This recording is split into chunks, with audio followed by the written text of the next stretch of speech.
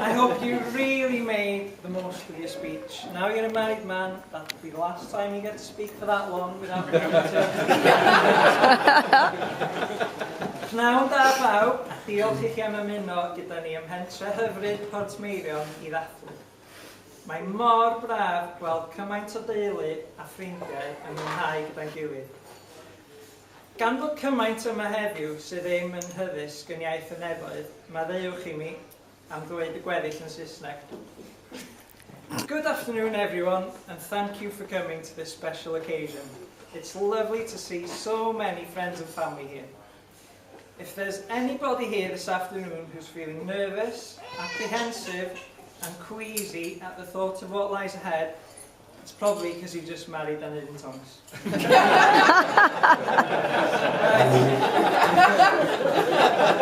I'd just like to start by laying down a couple of rules. First, no heckling please. And secondly, if you do have any mobile phone, please leave it switched on.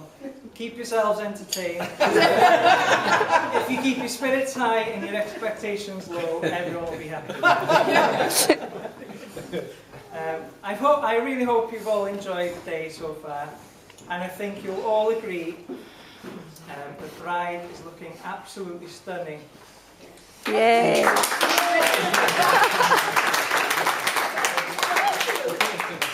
And the groom looked absolutely stoned. There's no denying it's been an emotional day, even the cake's in tears. You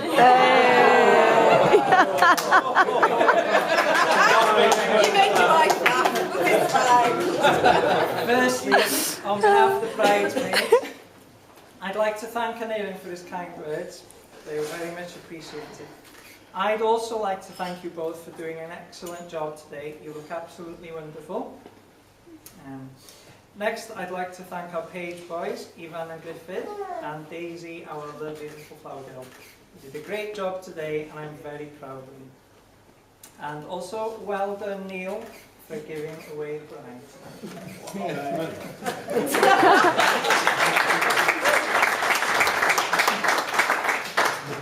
I've also been asked to thank you all for coming here today to celebrate with us, and to thank you all for the gifts that you've so generously donated. I must say I struggled to decide what to get. I wanted to give Aneurin something he genuinely needed, but it's such a struggle to figure out how to wrap a bath.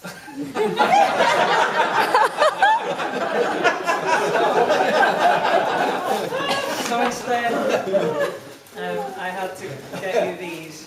Aneurin, I know you love your cheese. Yeah. And Sam, you're both so pickle in. You really are the matchmaking. Ideal. And last but certainly not least, I would like to thank Sam. Obviously, the focus of everyone's attention today, who I'm sure you'll agree is as graceful and beautiful as an angel. You look like one in a million. Neus, on the other hand, you look like you were winning a raffle.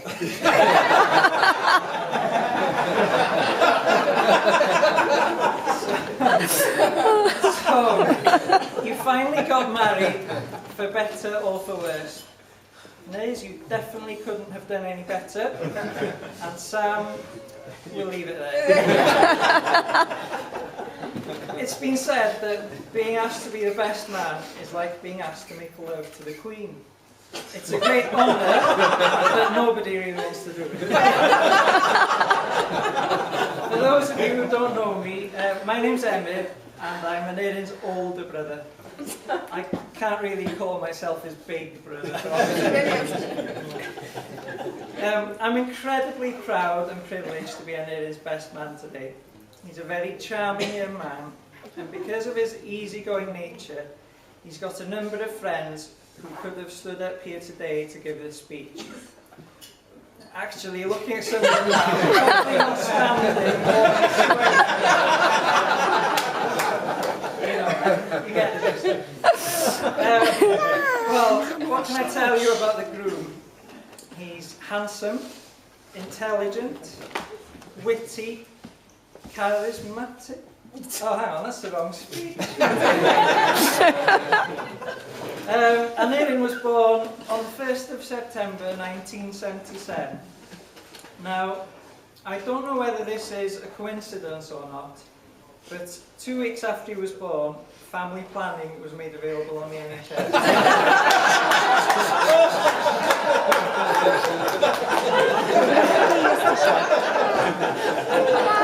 I did some research to find out who Aneurin shares his birthday with, and came up with a chap called Edgar Rice Burroughs. Does anyone here know who Edgar Rice Burroughs is? No? Well, Edgar Rice Burroughs was an American author best known for his creation of the jungle hero Tarzan. And just as Tarzan has found his Jane, now Neus has also found his perfect partner. Oh. But Sam, just like Jane, you've got quite a bit of work ahead of you to properly integrate Neus into society.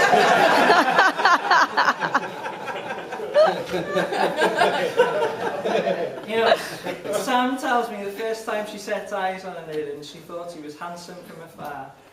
Now she just thinks he's far from handsome. But looking at him now, you might not believe this, but Aneurin wasn't such a pretty baby. In fact, he was the only baby in the town to have shutters on his pram. The nurses on the ward where he was born still refer to that day as Ugly Thursday. You know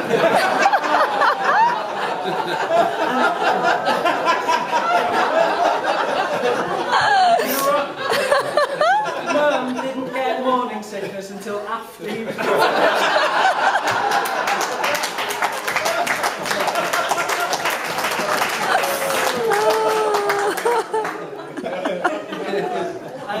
I was talking to Sam's mother earlier, and she was saying, as a young girl, Sam was never as happy as when she had her dummy with her.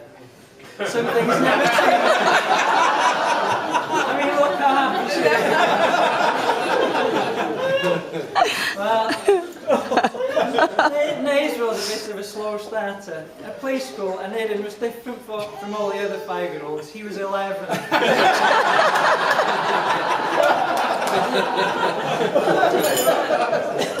Things got better though. In his first year at secondary school, his progress report read something like this. Aneurin is getting straight A's, but the other letters are all still a bit wonky. By the time he was 14, Neus was an ideal pupil who excelled at most subjects. Oh, no, hang on. Sorry, my mistake. That should be, Neus was an idle pupil who was expelled from most. Friends used to ask Mum and Dad what they thought Aneurin would be when he left school, and they usually said, about 35.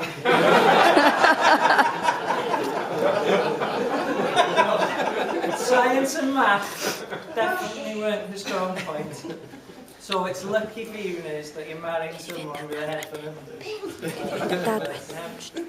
He didn't fare well in religious education lessons either. Aneurin's understanding of Christianity is very limited. So much so that he still believes the book of Genesis was written by Phil Collins. In geography, Neus was the only one in his class who thought Ellesmere port is a fine table wine. In that same class, his teacher once asked, "Who can tell me where Hadrian's Wall is?" To which Neus replied, "Around Hadrian's garden." And when asked, "Where's the English Channel?" he replied, "I don't know, my TV doesn't pick that one up." Quite why he went on to study geography at university is anyone's guess. But it dawned on him a few weeks after starting that he might have made the wrong choice, and took the easy option and enrolled in media studies at No, Neus definitely gravitated towards the arts. He played the lead roles in school musicals and learned to play the guitar. So if you just hang on there a second. No. That's a minute, mae'n dod nôl am. Na, Griffith, mae o'n neud rhywbeth special, a neud ista lawr, please. Together with two of his school friends. Oh, no! They formed a band called the Priodas.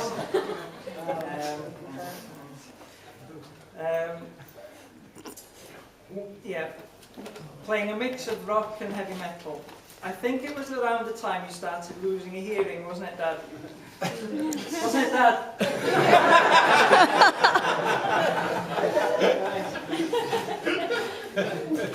He grew his hair long.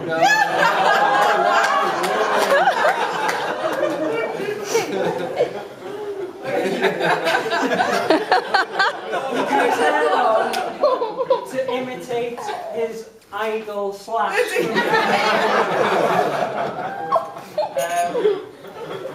Or was it this one? I can't remember.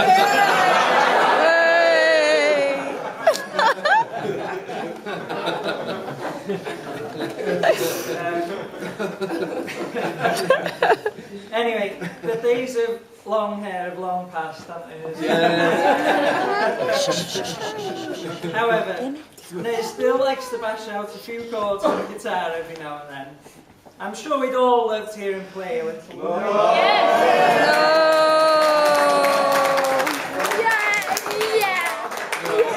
Maybe later on.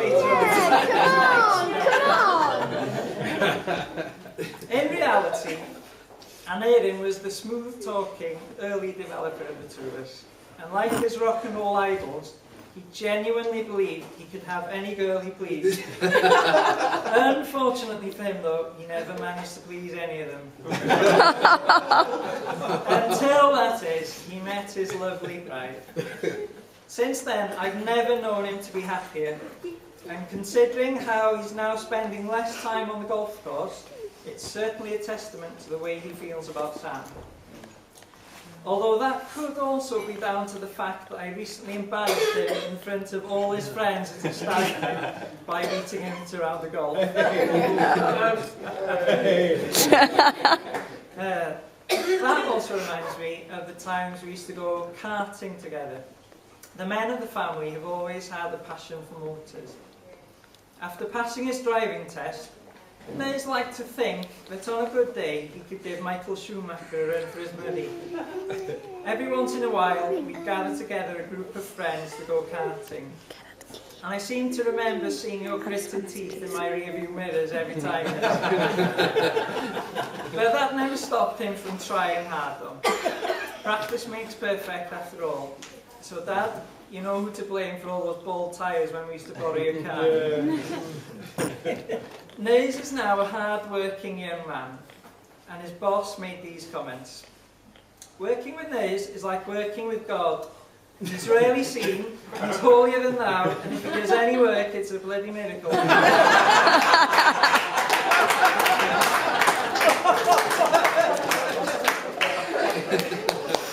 In fact, and most of you probably don't know this, but Anarin is actually a talented amateur magician. He can be walking down a street and just instantly turn into a pub.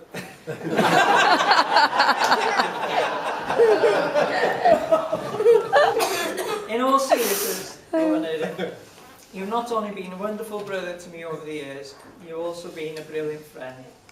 It's been an honour to be your best man today, and with all my heart, I hope you two have a long and happy marriage. You're a lucky man. Sam's a beautiful girl with a heart of gold, and she deserves a good husband. So thank God you married her now before she found one.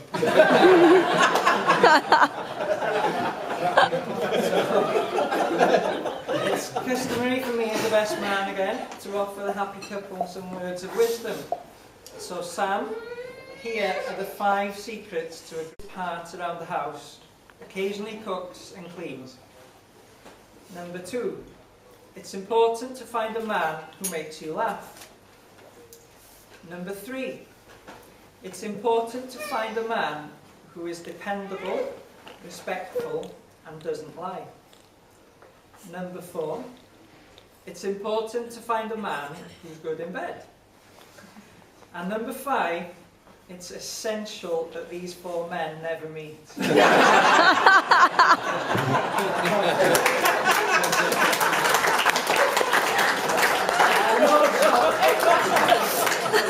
It's up to you to decide which one of the 4 it is. Now, Sam, I'm not sure I entirely agree with this one, but some say that men are like a fine wine. They start out like grapes, and it's your job to stamp on them in the dark until you turn them into something you'd like to have dinner with. And then, by coincidence, women are like a fine wine as well. They start out fresh, fruity and intoxicating to the mind, and then they eventually give you a splitting headache. If you haven't done so already, you'll soon learn that a woman has the last word in any argument. Anything a man says after that is the beginning of a new argument. And Neus, if you think women are the weaker sex, just try pulling the blankets back to your side. Dwi'n sicr y byddwch yn hynod hapus gyda'r gilydd, a dwi a phawb arall yma heddiw yn dymuno'r gorau chi yn eich dyfodol gyda'r gilydd.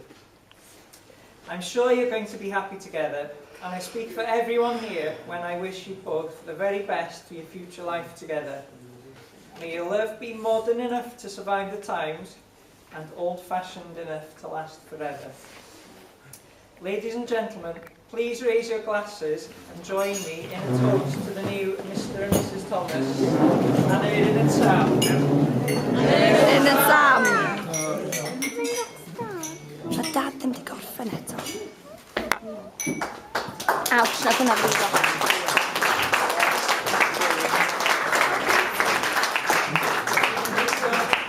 While everyone's still awake, I'd like to read some wishes that have come to Aidan and Sam from some friends and family who can't be here today.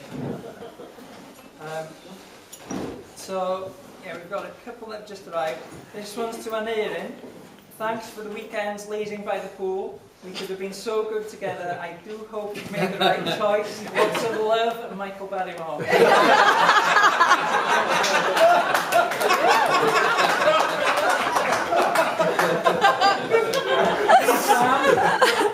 Dear Sam, it was nice while it lasted, but I guess we'll have to call it a day now you're married.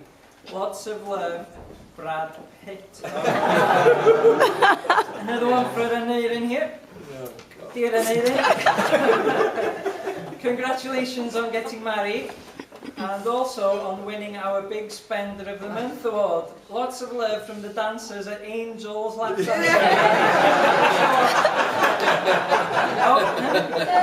And P.S. Neus, please say hello to your dad for it.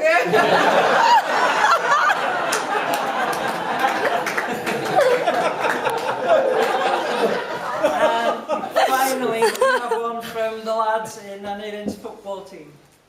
Dear everyone, over the past 2 seasons, we've found Aidan to be absolutely useless in every single position. We hope Sam has more luck.